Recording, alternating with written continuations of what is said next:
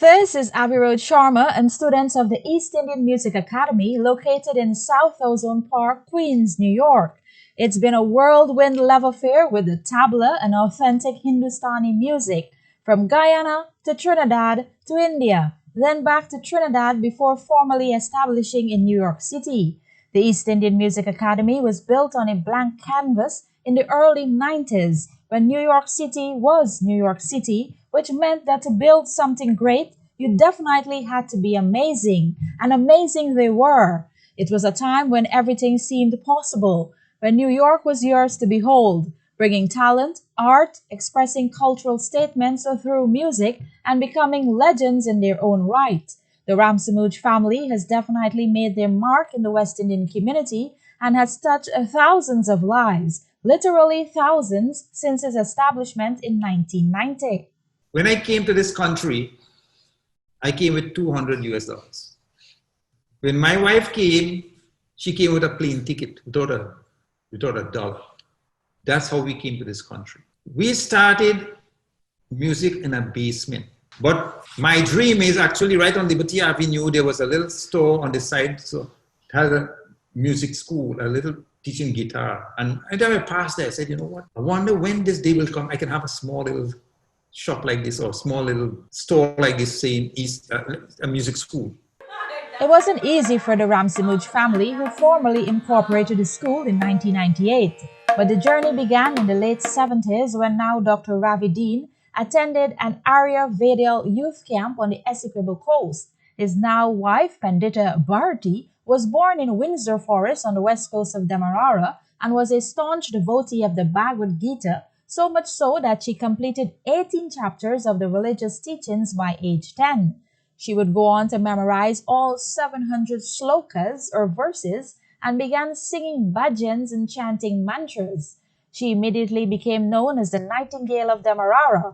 So when she met her husband, who was also a composer and singer from Trinidad, it was a natural coming together of two very talented people of the arts. I've started looking at life from a very universal perspective, even before I got married to Raviji. So when I got married to him in 1981, I knew I was going to a different country. But I embraced it because I knew that I made a choice to marry to a Trinidadian. And I felt going to India with my area of studies in Hindi and Sanskrit and with my involvement in the culture from Guyana, coupled with his exposure in the music that he studied, we both together will be able to make an excellent blend when we go to India, and we'll take it from there.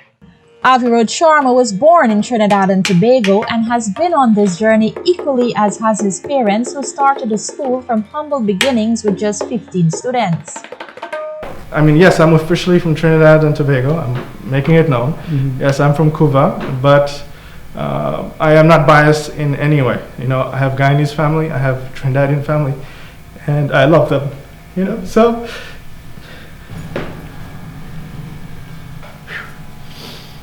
Okay, so the reason why I got emotional is, you know, our family struggled a lot, generationally as well. So what you're seeing here is a product of generations of hard work. And here in New York City, we just want to continue that. In 1984, when Avirodh was 2.5 years old, the family would spend 5 years in India between Delhi and Agra, with his father getting a degree in Hindustani music from Delhi University, and his mother acquiring a degree in Hindustani philosophy and Sanskrit from Agra and Delhi University in succession. His father would later return to India to get his PhD. Because she was, you know, staying in Agra, and she used to come home during the weekends, and I used to wonder, who is this lady coming home every weekend? You know, as a 3-year-old, you know. But I have some wonderful memories growing up in India because my dad, I would hear him practicing and singing very early in the morning. And so those impressions lasted with me as a kid growing up. It was a renaissance period in New York City with the arrival of immigrants and an infusion of cultures. Mandirs were popping up everywhere. So naturally, when his parents decided to teach music, Avirodh began from an early age to learn tabla and thereafter becoming a teacher of the Artform himself. I mean, I was 13, 14 when I was learning tabla with my dad, And then by 17, I was taking on full classes to teach because the demand was so high. So at 17, 18, I was managing 150 students by myself. I mean, that's not a piece of cake for any 17-year-old. You know, to be able to track their progress, to make sure that they're motivated, making sure that they're inspired. So I learned a lot of skills from teaching from a very early age, which definitely helped me today as a professional artist. With strong dedication and commitment, Avirodh perfected his art and is now a highly accomplished artist, composer, and producer, and has teamed up with Irish musicians such as Riverdance, collaborated with various artists such as Karsh Kale and David Parsons. In 2015, Avirodh was nominated for the Independent Music Awards for Best World Beat Album, Melodic Intersect, and had a follow-up in 2017, Melodic Intersect Looking Forward, which charted 8 weeks at #1 on the world music charts. Playing the tabla at a level where people in the audience were telling me, you know, you're Indian at heart, but you're global in spirit. And that was one of the greatest compliments I ever got, because imagine I'm playing something that I learned out here, and to be able to represent it back in India, people were shocked. You know, they were amazed to know that the Indian culture is still rich and alive outside of India. You know, the 90s were the most impressionable time period for me, because as a teenager, there's a lot going on. I was a big fan of basketball, so I'd be looking at Michael Jordan growing up. And then in tabla, the equivalent of Michael Jordan would be Zakir Hussain, who is from India. And so I grew up watching these great icons. And I always imagined that one day, you know, I'll be able to work with caliber of artists like this. And fast forward, you know, the last 4 or 5 years, I've been blessed to work with artists like that.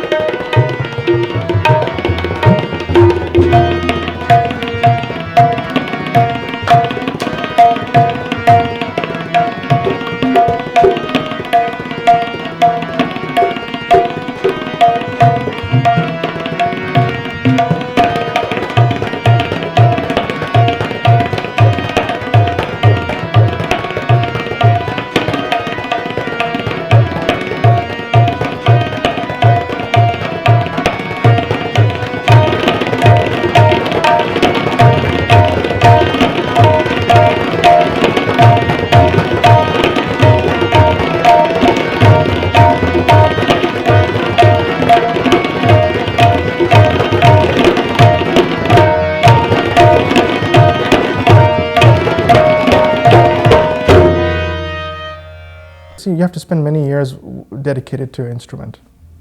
And what happens when you put in those years of practice, the instrument now gives back to you. And what I mean by that is all those years of hard work, you were able to communicate feelings. You can communicate stories through the rhythm. That's only if you have control of the art form. So sometimes I'm playing in a show, in a concert, people feel things differently. Even though I'm playing a rhythm and a beat, sometimes there are words that cannot express the feelings, but the rhythm can translate it for you instead. Indian music is undeniably one of the most ancient, complex, and versatile. One of the most popular drums is the tabla. So how did the tabla originated? There's an inventor, his name is Amir Khusro, back in the 13th century. And he was given credit for inventing tabla. And basically the story goes, there is a predecessor, there's another drum called pakawach. Bakar, which looks like a dholak, but in a tabla form. The straps, the type of skin, everything look very similar. That drum has been around for at least 2,000 plus years, being used in temples in India. So what he did was he cut this drum in half, and supposedly that's how the first tablas were created. So when our ancestors left India, they brought their culture with them.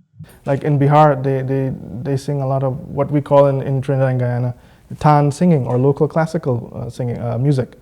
So in those regions, they had dholak there, they had tabla. So whoever came, the families that came, they brought their religious books with them. They brought their instruments also with them. But a variety of tabla playing variations were brought to the West Indies. There are fundamental similarities, but regionally, in terms of the theory and the evolution of I would say composition, it varies from region to region. So for example, the Calcutta way of tabla playing is different from those who are from Punjab. And we have many ancestors that came from Punjab. Their hand of playing tabla is different versus from those from Delhi.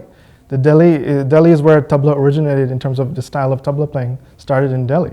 So in a nutshell, there's 5 major tabla styles of playing, and each one has its own unique embellishments. So which variation does the school teach? I originally learned, my dad, he learned Benares style of tabla playing a little bit, and when he was learning in India, in Delhi, he was studying the Delhi style a little bit. And so, so I was learning a little bit of the Delhi and the Benares as a teenager growing up. And then, like I said earlier about Zakir Hussain, the great tabla maestro, when I first started listening, I'm like, what is this? This is really different from everyone else. And what made him a genius was he was able to incorporate the best of everything. I have tried to incorporate all of those things. I make sure the students here receive an all-rounded education in tabla. I feel that, if I have that knowledge, why not share it? The rhythm of the tabla is known as Taal in Hindi. There are many different Taals with hundreds of variations and cycles. One of the most popular is the Keherwa Taal, performed on the floor in a cross-legged position. So Keherwa Taal is a cycle of 8 beats. The primary notes are da, ge, na, ti, na, ka, ni, na. And I'll be playing variations of this Taal.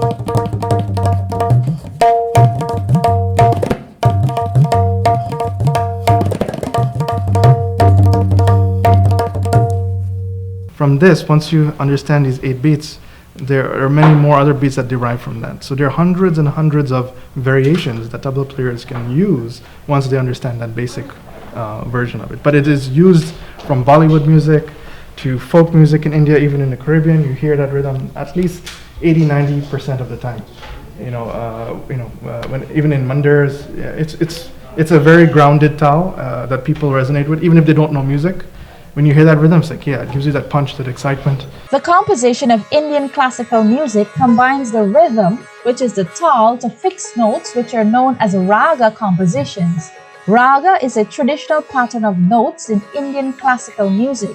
A raga has certain components. A raga is based on the musical notes, up and down of the scale. How many notes are you going to select? For example, Rag Bhupali. Sa re ga pa da sa re ga pa da. These are the only notes you can use going upwards. Sa da pa ga re sa, and these are notes you can use coming backwards. This raga is more on the lower side, not on the high octave. It's more on the lower.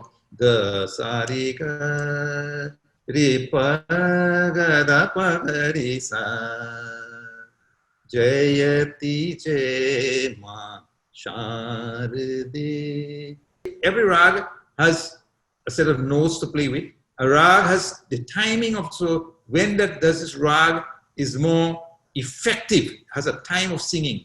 And this time of singing is based on the most important note of the rag.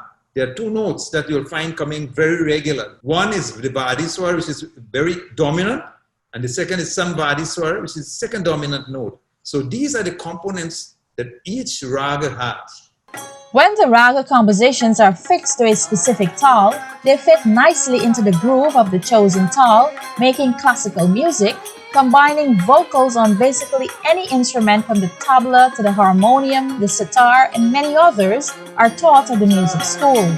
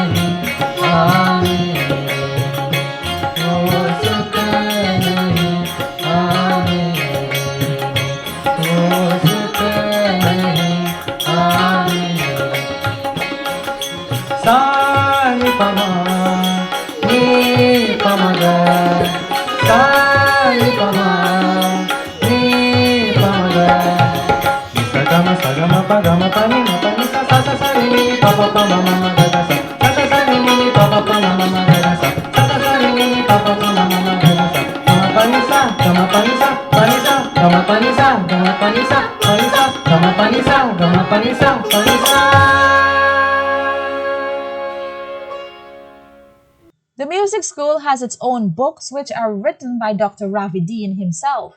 So for us to keep these old traditional bhajans, the purity of it, this is why I decided to put them, write it down, so that even when I am not around anymore again, anyone can go back to these books and to read it and to translate and to play back the music in its original form. This type of music, that the books that we have prepared, is not available in the market. Why? Because generally people in Indian music, they teach by hearing. You listen and you play harmony by listening. They never teach by notation. So this way because I learned Western music notation system, and because you learn from notation system, you're able, those who know the notation system will be able to replay that same music exactly as was taught in those days. So the whole idea of putting these books at different levels, right now I'm working on the fourth level, already selected the songs, almost write all the notation. Now I'm typesetting. All these books, I actually write them myself, typeset it myself. Students that pass through the school are guaranteed to not just learn music, but also gain valuable knowledge on how to become an overall well-rounded individual.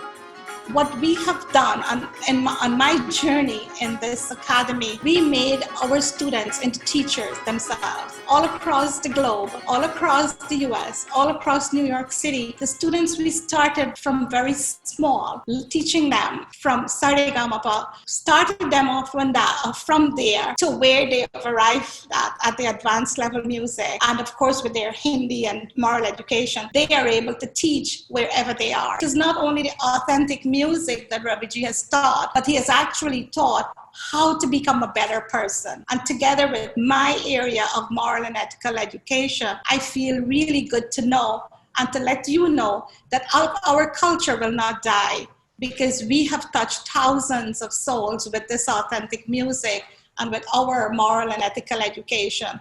And everywhere in New York City, if you go, you will find in almost every mandir, you will find students of the East Indian Music Academy.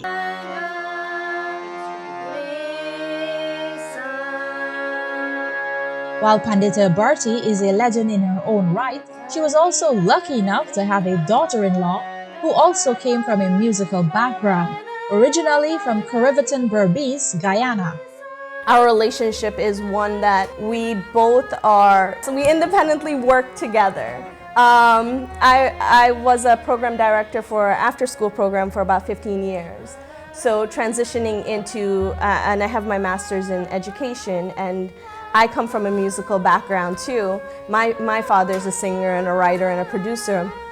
And so naturally coming into a family that does education, whereas my parents are educators, and marrying into a family of educators, it was just a natural flow. And being married to a rock star, it's not bad. It has its perks. At any one time, the school has about 150 students actively enrolled and has so far trained over 20,000 students. Much of the classes are being conducted at present via Skype. However, the school officially reopens its doors for classes on September 8th. Students of the music school all have their own story, many of whom started out playing instruments as early as 4 years old.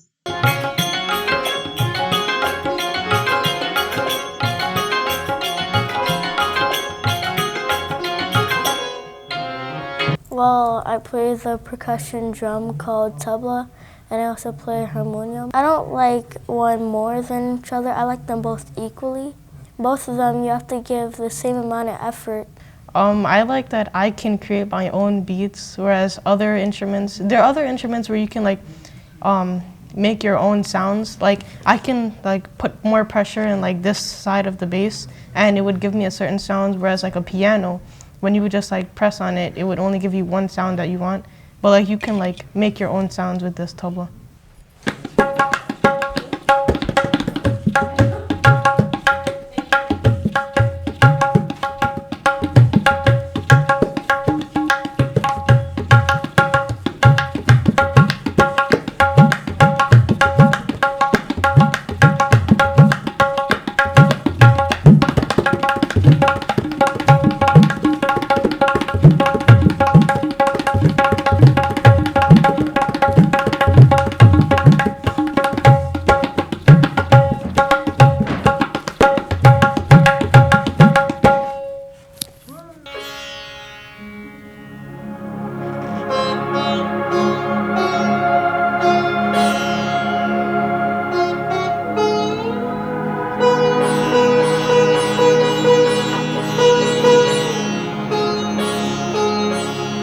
I feel like, when you're playing sitar, it's definitely a lot like singing, when you pull, like, it's not just like sa re ga ma pa, you can go sa re ga ma. So you can actually like pull the notes on the sitar and almost like make the sitar itself sing.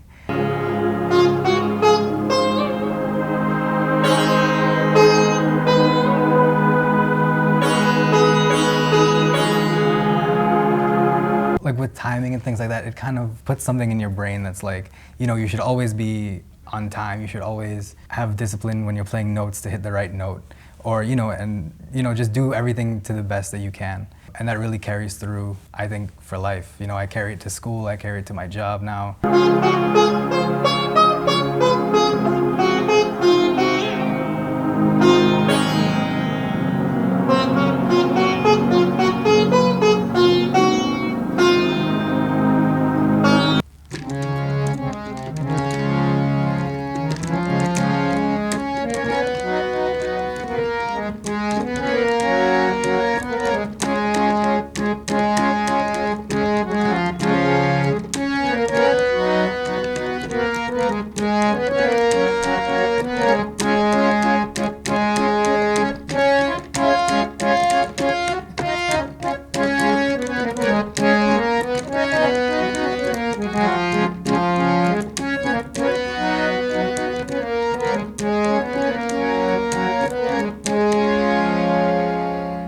Well, the story starts before I was even born, really.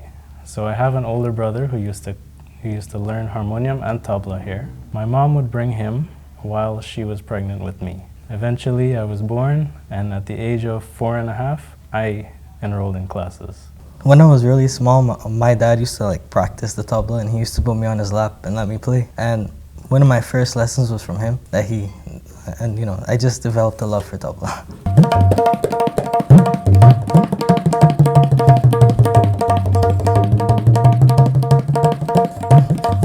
I thought it was so hard, but over the years, I developed a love and attachment for the tabla. So naturally, hoping to become a student one day, I had to give the tabla a try. This is the bass drum, and this is the treble drum. So like all the fine tones that you hear, the little that kind of sounds come from this, and sounds from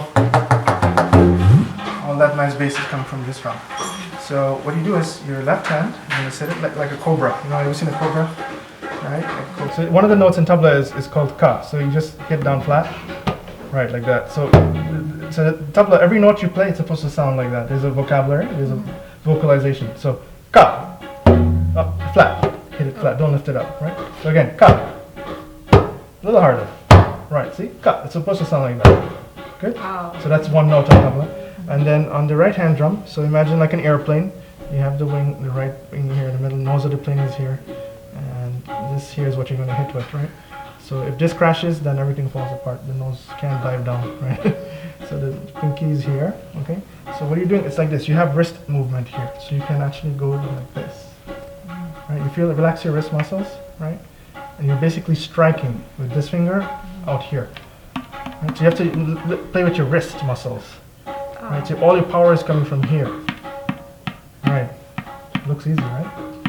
No, it's not easy. This is where to practice on. To get that basic sound, it requires a little practice. So even if you hit it on the outside, maybe it'll sound better if you hear it. Oh, there you go. So that's a note also. That's called na. So when you play na, with practice, this is the way it's going to sound.